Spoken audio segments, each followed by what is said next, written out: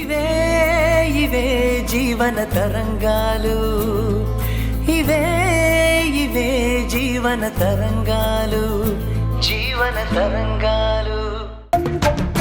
జాగ్రత్తగానే ఉంటాను, నాకేం కాదు దేవిక.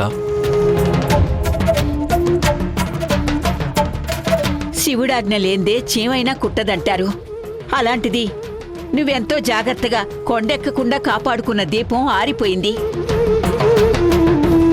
మనమంతా నిమిత్త మాత్రులం.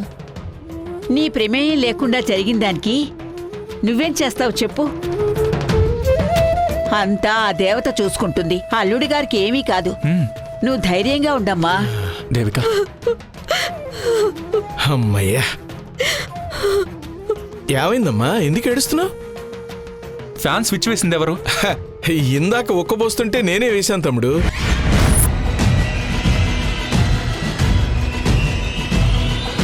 నీకసలు బుద్ధుందా?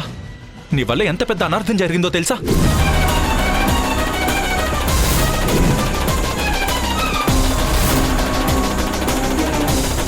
నీ వల్ల దేవిక దీక్ష భగ్నమైపోయింది.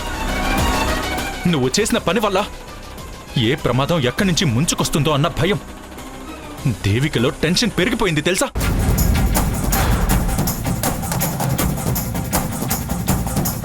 ఫ్యాన్ స్విచ్ చేయటం వల్ల దేవికి జరిగిన నష్టం ఏంటో నాకు అర్థం కావట్లేదు. అక్కడ గుడిలో కళ్యాణ్ మీద బలి పడింది. ఆ బల్లి అతని చేతి మీద పడింది కాబట్టి అతనికి ఏదైనా ప్రమాదం జరిగే అవకాశం ఉండబోతోంది.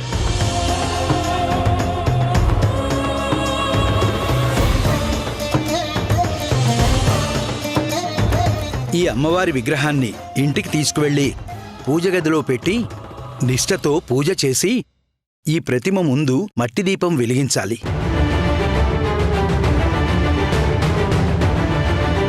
అసలే దేవికకి హెల్త్ సరిగా లేదు. ఇప్పుడు లేనిపోని అనుమానాలు, భయాలు పెరిగేలా చేశావు. అసలు నువ్వు ఇక్కడ లేకుండా ఉండుంటే ఇలాంటి ప్రమాదాలు జరిగేవే కావు. ఎందుకు మా జీవితాలతో ఆడుకుంటున్నావు? నేను ఇంట్లోనే ఉన్నాను, పవర్ ఉంది. కానీ నువ్వు బయటున్నావు, ఫ్యూజ్ పోయింది. నేను ఫ్యూజ్ సెట్ చేయబోతే షాక్ కొట్టింది. ఇదంతా ఎవరో ప్లాన్ చేసినట్టు అనిపిస్తోంది.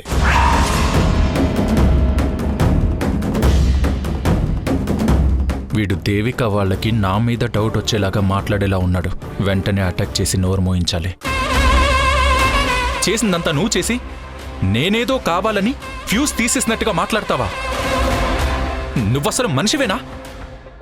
నువ్వు తప్పు చేసి దొరికిపోతే నా మీద ఆ నేరం మోపాలని చూస్తావా? కంటికి కనపడకుండానే మమ్మల్ని మానసిక క్షోభకి గురి చేశావు. మేమిద్దరం సంతోషంగా ఉండడం చూసి ఓర్వలేకే ఇదంతా చేస్తున్నావా? మీ ఇంటికొచ్చి అందరినీ క్షమాపణ అడిగినా సరే మా మీద కోపం నీకింకా చల్లారలేదా? నీ పగ ఇంకా తీరలేదా? నిన్ను పెళ్లి చేసుకున్న పాపానికి నా పెద్ద కూతురు జీవితం సర్వనాశనం చేశావు.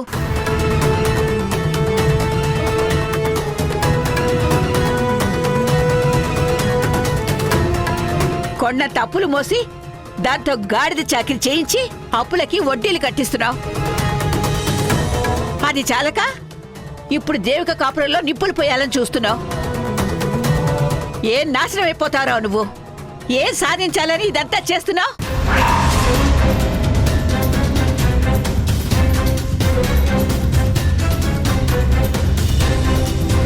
మారిన మనిషివని కొంపలో చేరి అందరి గుండెల్లో మానని గాయాలు చేస్తున్నావు. పోయిన వాడివి అలాగే కాటికి పోయుంటే మా అందరికీ ఈ బాధలు తప్పేవి. ఇంతమంది ఇన్ని రకాలుగా తిట్టినా సరే సిగ్గు రోషం లేకుండా నీకెలా బ్రతకాలనిపిస్తుంది? నీలాంటి రాక్షసుడు ఈ భూమికే భారం.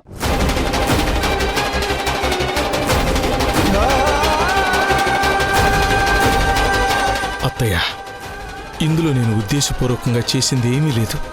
చాలు.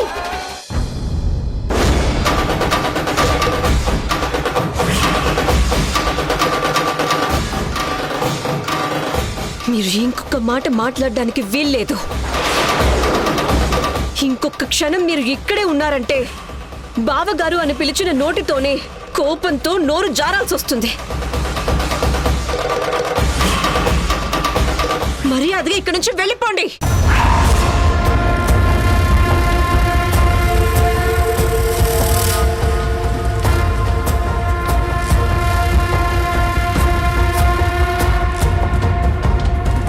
నువ్వు దీపం కొండెక్కకుండా దీక్ష చేస్తున్నావని గాని ఆ దీపానికి నువ్వు కాపలా ఉన్నావని గాని ప్రమాణపూర్తిగా నాకు తెలియదు దేవిక.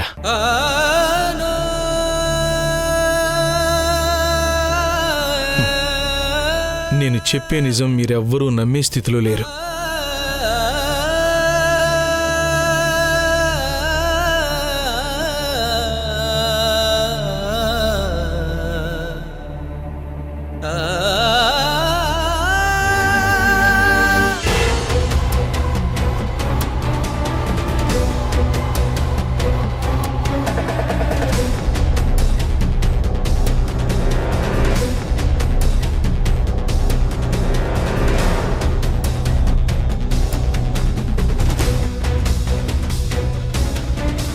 దీపా పోంచి.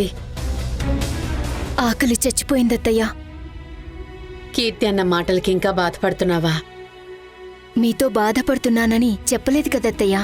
మంచినీళ్లు తాగే గొంతు అబద్ధం చెప్పినా ఉప్పు నీరు కార్చే కళ్ళు అబద్ధం చెప్పావు కదా. కీర్తన్న మాటల్ని నీ మనసులోంచి తీసేసి ముందు భోంచేయి. ఎందుకు తినాలి? ఎవరికోసం తినాలత్తయ్యా? అవే మాటలు దీపా. నీ కడుపులో ఉన్న బిడ్డ కోసం తినాలి. నీ బిడ్డ బావుండాలంటే నువ్వు భోంచేయాలి. చేసుకున్నవాడి నుంచి సుఖం లేదు. అత్తారింట్లోనూ సూటిపోటి మాటలు పడాల్సొస్తుంది. ఎక్కడా నాకు స్వతంత్రం లేదు. స్వతంత్రం లేని తల్లి కడుపున ఉన్న బిడ్డకు కూడా ప్రశాంతత లేదు. మనశ్శాంతి లేని తల్లి కడుపున ఉన్న బిడ్డ హాయిగా ఎలా నిద్రపోతుందత్తయ్యా? కీర్తన్న మాటలకి నేను క్షమాపణ చెప్తున్నాను. తను నీ మనసు నొప్పించాలని అలా మాట్లాడలేదు. డబ్బులతిగా ఖర్చు చేస్తే రేపన్న రోజున నీ డెలివరీ ఖర్చుల కోసం ఇబ్బంది పడవలసి వస్తుందన్న ఉద్దేశంతోనే అలా మాట్లాడింది దీపా. నా డెలివరీ ఖర్చులకి డబ్బులు కష్టంగా ఉన్నాయని మీరే అంటున్నారు కదత్తయ్యా. ఆ కష్టం రావడానికి కారణం మీ అబ్బాయి కాదా? నా భర్త సరిగ్గా పనిచేస్తే టైంకి డబ్బులు అందిస్తే నాకిలాంటి మాటలు పడాల్సొచ్చేదా?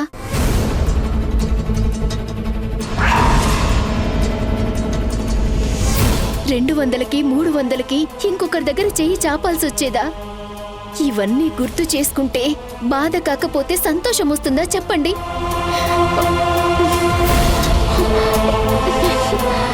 నాకే భోజనం వద్దు. నేను ఉపవాసం ఉంటాను. దీపా! దీపా! దీపా!